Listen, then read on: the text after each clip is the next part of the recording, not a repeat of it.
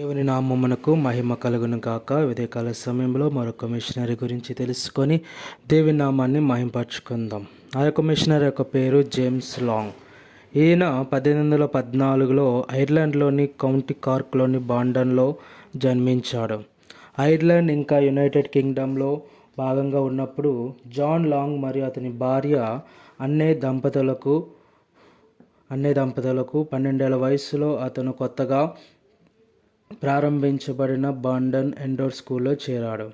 అక్కడ అతను Hebrew, Greek, Latin, French మరియు ఇంగ్లీష్ భాషలు, యూక్లిడ్, ఆల్జీబ్రా, లాజిక్, అంకగణితం, పుస్తక కీపింగ్, చదవడం, రాయడం, చరిత్ర మరియు భౌగోళిక శాస్త్రం నేర్చుకున్నాడు. అతను ఒక అద్భుతమైన విద్యార్థి అని నిరూపించుకున్నాడు. ముఖ్యంగా వేదాంత శాస్త్రం మరియు క్లాసిక్లలో తనను తాను వేరు చేసుకున్నాడు. చర్చ్ మిషనరీ సొసైటీలో చేరడానికి లాంగ్ దరఖాస్తును 1838లో ఆమోదించారు మరియు అతన్ని ఇస్లింగ్టన్లోని చర్చ్ మిషనరీ సొసైటీ కళాశాలకు పంపారు. ఇస్లింగ్టన్లో 2 సంవత్సరాల శిక్షణ తర్వాత రెవరెండ్ లాంగ్ను కలకత్తాకు పంపారు.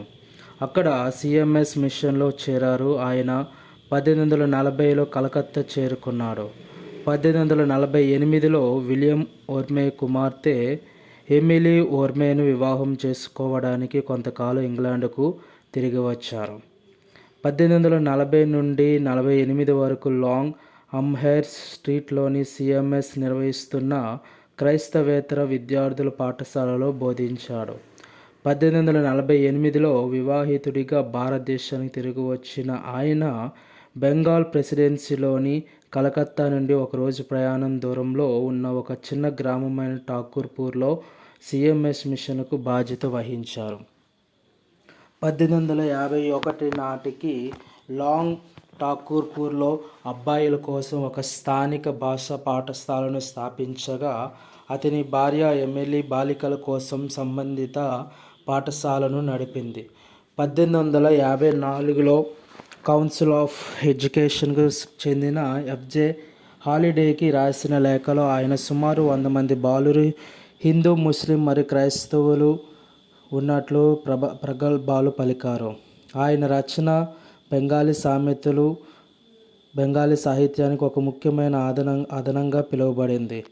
ఆయన మరో 2 దశాబ్దాల పాటు బెంగాలీ సామెతలు మరియు జానపద సాహిత్యాన్ని అధ్యయనం చేశారు. 1818 నుండి 1855 వరకు బెంగాలీ వార్తాపత్రికలు మరియు పీరియాడికల్స్ యొక్క కేటలాగును మరియు 1867లో ప్యారిస్ ప్రదర్శనకు భారత ప్రభుత్వం పంపిన descriptive catalogue of vernacular books మరియు పాంప్లెట్లను ప్రచురించారు.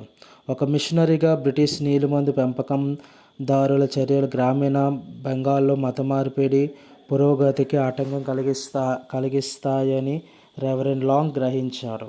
ప్రజలు తరచుగా తనపై కఠినమైన వ్యాఖ్యలు చేసేవారని ఆయన నీలిమందు కమిషన్ ముందు సాక్ష్యం ఇచ్చారు.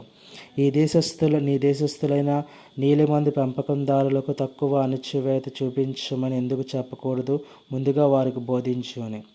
గ్రామీణ ప్రజలతో జేమ్స్ లాంగ్కు ఉన్న సన్నిహిత సంబంధం ముఖ్యంగా నీలిమందు సాగుదారులను బ్రిటిష్ వర్తక సమాజం మరియు ప్రభుత్వం కూడా అన్యాయంగా మరియు అణచివేతగా ప్రవర్తిస్తుందని అతను నమ్మేలా చేసింది.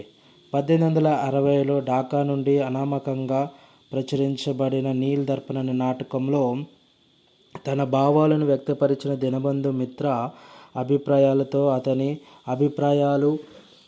అభిప్రాయాలు పూర్తిగా ఏకీభవించాయి. లాంగ్ ఈ రచనను స్వయంగా ఆంగ్లంలోకి అనువదించాడు. నీలిమందు పెంపకందారుల అణచివేత స్వభావాన్ని బహిర్గతం చేసిన ఈ అనువాదం ఆంగ్లో ఇండియన్ ప్రెస్ ప్రచురణకర్త మరియు అనువాదకుడిపై తీవ్ర ప్రచారం ప్రారంభించింది. ది ఇంగ్లీష్ మ్యాన్ మరియు కొంతమంది నీలిమందు పెంపకందారులు లాంగ్ మరియు ప్రచురణకర్త సిహెచ్ మాన్యుల్ అండ్ కోపై పరువు నష్టం దావా వేశారు. సారాంశ విచారణ తర్వాత తెల్లవారితో కూడిన జ్యూరీ లాంగ్ మరియు అతని ప్రచురణకర్తపై దోషిగా తీర్పు ఇచ్చింది. అతనికి ₹1000 జరిమానా మరియు 1 నెల జైలు శిక్ష కూడా విధించబడింది.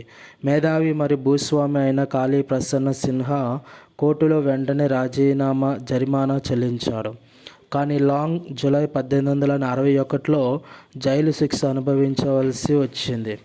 అతని నిర్బంధ సమయంలో మరియు అతని విడుదల తర్వాత అంతులేని ర్యాలీలు, మెమోరాండాలు, సానుభూతి లేఖలు మరియు సందర్శనల ద్వారా ధృవీకరించబడినట్లుగా లాంగ్ బెంగాల్ ప్రజలకు తక్షణ హీరో అయ్యాడు. నీలిమందు వివాదం తర్వాత 3 సంవత్సరాల ఇంటి సెలవు తర్వాత రెవరెండ్ మరియు శ్రీమతి లాంగ్ కలకత్తాకు తిరిగి వచ్చారు. శ్రీమతి లాంగ్ ఫిబ్రవరి 1867లో ఇంగ్లాండ్కు తిరిగి ప్రయాణం చేస్తున్నప్పుడు అమీబిక్ విరేచనాలతో మరణించారు. ఆమె మరణం తర్వాత లాంగ్ కలకత్తాలో రెవరెండ్ కృష్ణమోహన్ బెనర్జీతో ఒక ఇంటిని పంచుకున్నారు. ఆయన దీర్ఘకాల స్నేహితుడు మరియు సహచరుడు. అదే సంవత్సరం తన భార్యను కోల్పోయారు.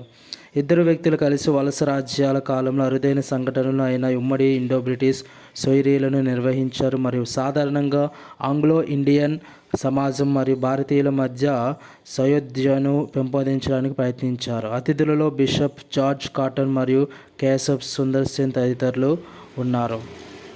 1872లో Reverend James Long Church Missionary Society నుండి పదవి విరమణ చేసి శాశ్వతంగా భారతదేశం విడిచి వెళ్ళాడు. ఆయన తన జీవితాంతం లండన్లో నివసించారు. అక్కడే 1887 మార్చి 23న మరణించే వరకు రాయడం మరియు ప్రచురించడం కొనసాగించారు. బ్రిటన్లోని కొన్ని విద్యా కేంద్రాలలో ఉపన్యాసాలు ఇవ్వడానికి ఏటా 1 లేదా అంతకంటే ఎక్కువ మంది లెక్చరర్లను నియమించడానికి లాంగ్ 1885లో Long lectureship in Oriental Religions అనే మరణాంతర ఎండోమెంట్ను ఏర్పాటు చేశారు. ఆమెన్.